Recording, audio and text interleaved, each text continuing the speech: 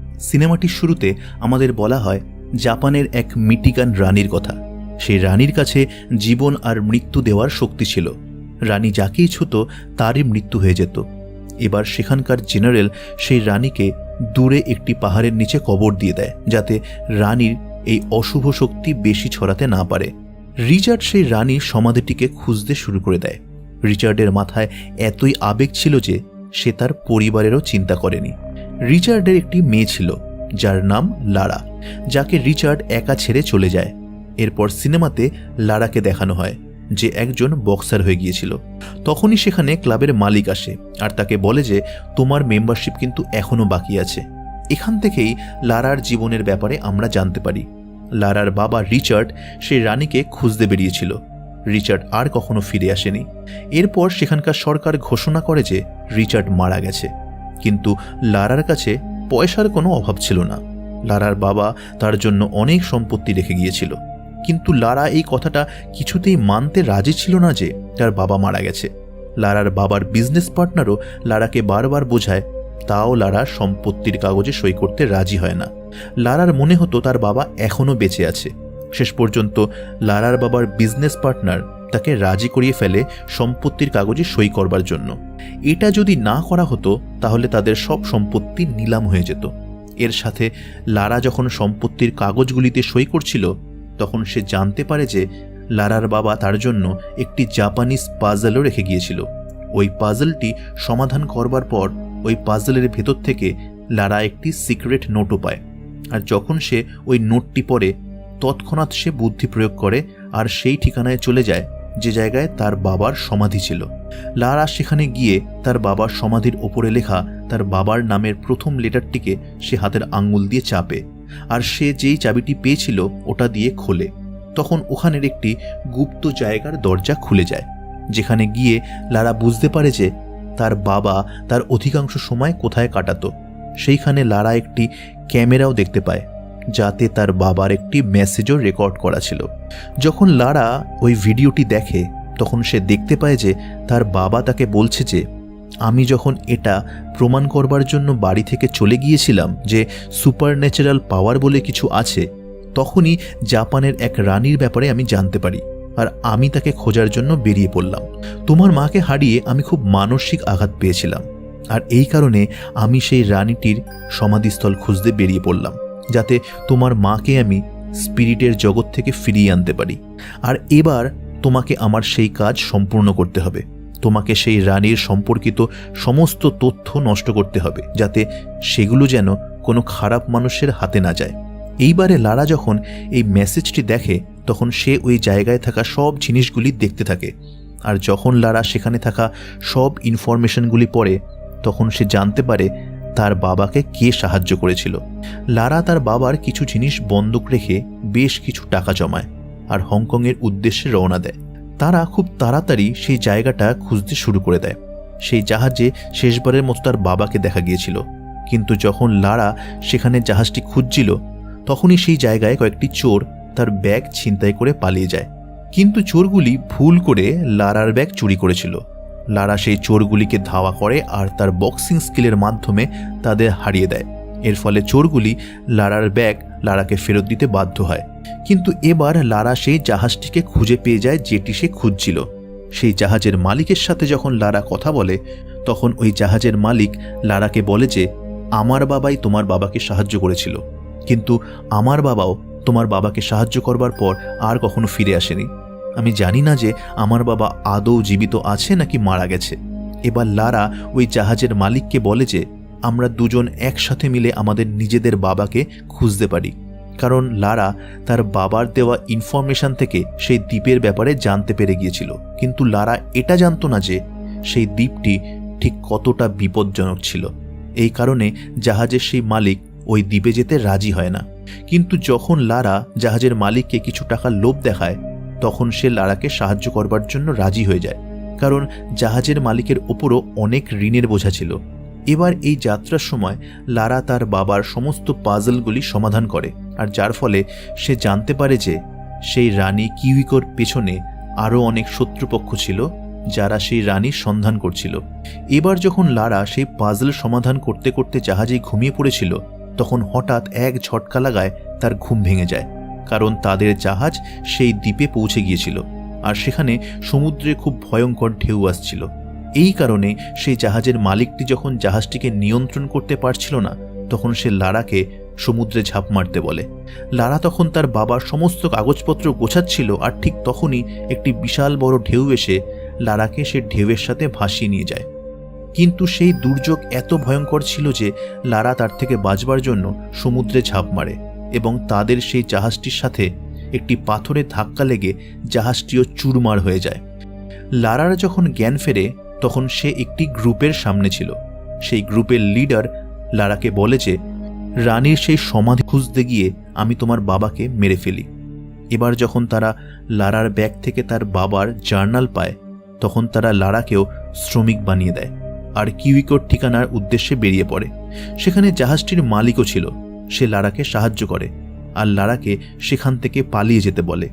যখন লারা সেখান থেকে পালিয়ে যাচ্ছিল, তখন সে দৌড়াতে দৌড়াতে এক তীব্র ঢেউয়ের কবলে পড়ে জলে ডুবে যায়। লারা জলে ডুবেই যাচ্ছিল, ঠিক তখনই সেখানে সে একটি ভেঙে পড়া প্লেন দেখতে পায়। লারা সেটিকে ধরে নেয়, কিন্তু সে কি বার করতে পারত? লারার শরীরের ওজনে সেই ভঙ্গুর প্লেনটি ভাঙতে শুরু করে। তখন লারা মনে একটু সাহস সঞ্চয় করে আর খুব জোরে দৌড়তে শুরু করে এক লাফ দেয় এবং সে প্লেনটির প্রধান অংশটি ধরে ফেলে আর সেটি ধরে ঝুলতে থাকে। সে বেচারি একটু নিঃশ্বাস নিচ্ছিল, কিন্তু তার ঠিক আগেই পুরো প্লেনটি ভেঙে নিচে পড়ে যায়। আর তখনই লারা সে ভেঙে পড়া প্লেন থেকে একটা প্যারাসুট পায় আর সে প্যারাসুটটা খোলে এবং একটি জঙ্গলে ক্র্যাশ ল্যান্ডিং করে। এবার রাত নেমে আসে এবং লারা সেই জঙ্গলে কাউকে দেখতে পায় না যে তাকে সাহায্য করবে। ঠিক তখনই সেখানে একজন লোক লারাকে দেখে পালাতে থাকে। লারা যখন সেই লোকটিকে পিছু করে, তখন জানতে পারে যে সেই লোকটি আর কেউ নয়, সে লারারই বাবা ছিল। লারার বাবা তার নিজের মেয়েকে এত বছর পর দেখে খুব খুশি হয়। খুশিতে তার চোখে জল চলে আসে। কিন্তু পরের দিন সকালে লারা তার বাবাকে সেই গ্রুপটির সম্বন্ধে বলে যারা লারার বাবা সেই বইটি কেড়ে নিয়েছিল, যাতে সমস্ত ইনফরমেশন লেখা ছিল। এই কথা শুনে লারার বাবা খুব রেগে যায় আর বলে, লারা, তুমি কি আমার মেসেজটি শোনোনি? আমি ওই মেসেজে বলেছিলাম যে তোমাকে ওই সব জিনিসগুলি নষ্ট করে দিতে। তুমি কি জানো এর জন্য এখন সমস্ত পৃথিবী বিপদের মুখে? আর তখনই লারা খুব তাড়াতাড়ি সেই গ্রুপটি যেখানে ছিল সেই দিকে দৌড়াতে থাকে আর তীরের মাধ্যমে সেই গ্রুপের ওপর আক্রমণ করে। সেই লোকগুলি রানীর সেই সমাধি তো খুঁজে পেয়ে যায়, কিন্তু তার প্রবেশদ্বার কোথায় ছিল সেটা তাদের জানা ছিল না। সেখানে লারার বাবা রিচার্ডও পৌঁছে যায়। লারার বাবাকে সেই গ্রুপের লিডারটি আটক করে নিয়েছিল। এবার লারাকেই সমাধিতে প্রবেশদ্বারের পাজলটি সমাধান করতে হতো। লারা নিজের বুদ্ধি প্রয়োগ করে সেই পাজলটি সমাধান করে ফেলে আর ওই সমাধির প্রবেশদ্বার খুলে যায়। এবার তারা সবাই এক এক করে সেই গুহাটির ভেতর আসে, কিন্তু সেখানে তাদের এক ভুল পদক্ষেপের জন্য সেই গ্রুপের এক সাথীর জীবন কেড়ে নেয়। তারা সেখানে একটি খাদ দেখতে পায় যেখানে অনেক কঙ্কাল পড়েছিল। এই দেখে তারা খুব আতঙ্কিত হয়ে পড়ে। সেখানে একটি দেওয়ালে তারা আরও একটি পাজল দেখতে পায়। যখন তারা সেই পাজলটিকে দেখছিল, ঠিক তখনই সেই গুহার দরজা ভেতর থেকে বন্ধ হয়ে যায় আর তাদের পায়ের তলার মাটিও সরে যাচ্ছিল। লারাও মাটির নিচে পড়তে পড়তে কোনো ক্রমে বেঁচে যায়। এবার যখন তাদের নজর আবার সেই দেওয়ালে পড়ে, তখন ওই পাজলই সেই জায়গা থেকে বেরোনোর রাস্তা ছিল। এবার লারা সেখানে বিভিন্ন আকারের ও বিভিন্ন রঙের গ্লু লাগাতে থাকে, কিন্তু কোনো গ্লুই সেখানে ফিট হচ্ছিল না। তখন লারা বুঝতে পারে সবুজ রঙই হলো স্বাধীনতার রং, আর তখনই সে নীল আর লাল রঙকে মিক্স করে সবুজ রং বানায়। এরপর সেখানকার দরজা খুলে যায়। সেই দরজা খোলার পর তারা সেই রানীর সমাধি দেখতে পায়। এবার তারা যখন সেই সমাধির উপরের ঢাকনাটি সরায়, তখন সেই রানীকে একটি সাধারণ মানুষের মতোই দেখায়, কিন্তু দেখতে দেখতে সেটা কঙ্কালে রূপান্তরিত হয়ে যায়। যখন সেখানে ওই গ্রুপের লিডারের এক সাথী ওই রানীর সঙ্গে সমাধি থেকে ওঠাতে যায়, তখন তার হাতে ইনফেকশন হয়ে যায় আর এক যন্ত্রণাদায়ক ইনফেকশনে তার মৃত্যু হয়। এরপর লারা যখন সেখানকার সমস্ত পাজল আর পেন্টিংগুলো দেখে, তখন সে বুঝতে পারে যে সেই রানীটি কোনো জাদুকর ছিল না। আসলে সেই রানীটির কোনো ইনফেকশন হয়ে গিয়েছিল। সেই কারণে সেই রানীটি যাকেই স্পর্শ করত সে মারা যেত, আর সেই রানীটি মন থেকে নিজেকে স্যাক্রিফাইস করেছিল। সে চাইতো না যে তার জন্য সমস্ত পৃথিবীর মানবজাতি শেষ হয়ে যাক। রিচার্ড এবং লারা সেই গ্রুপের লিডারকে মানা করে বলে যে সেই রানীকে তাদের নিয়ে যাওয়া উচিত নয়, কিন্তু সেই লিডার তাদের কোনো কথা শোনে না আর সেই রানীর একটা আঙ্গুল কেটে তার সাথে রেখে দেয়।